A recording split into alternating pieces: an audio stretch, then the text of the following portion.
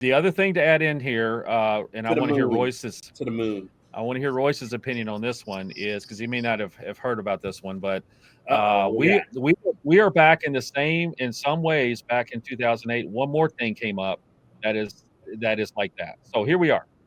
Okay. Off balance sheet debt, the mega banks, Mm-hmm. 192 trillion in derivatives, and I'm going to break it down for you.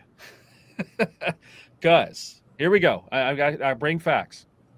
Let's hear these stats. Darren just wants his time in the clips.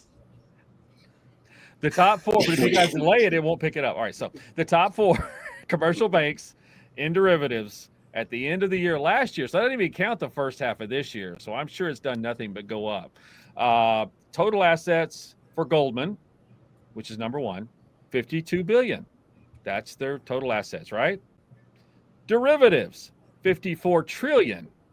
Interest rate derivatives are 40 trillion. So I'm assuming that 40 of that 54 is interest rate derivatives.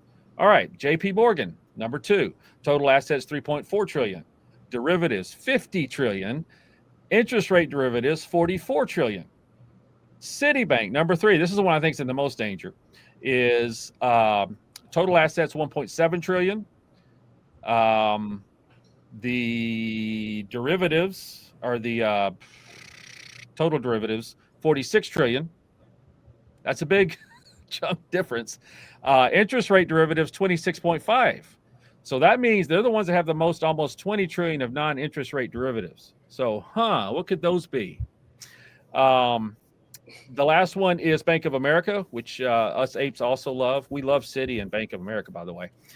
Total assets, 2.5 trillion. Total derivatives, 18.5 trillion. And total interest rate derivatives at 12.4 trillion. So just from these, if we add them all together, and this is just four. So who knows if you add the rest?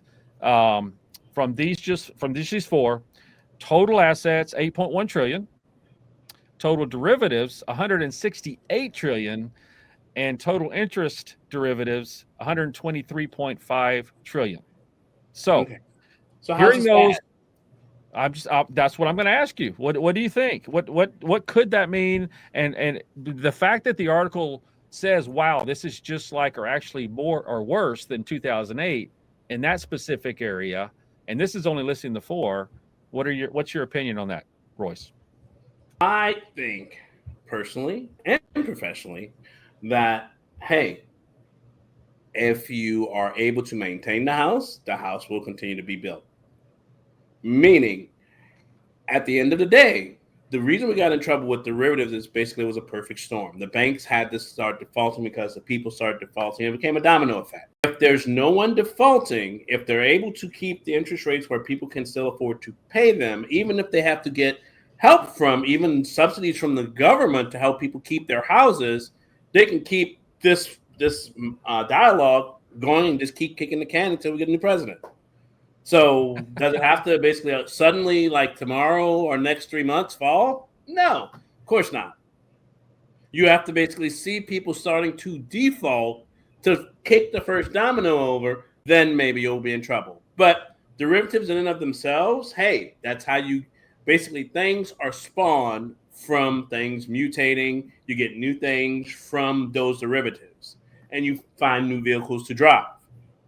It's just business. It's not crazy.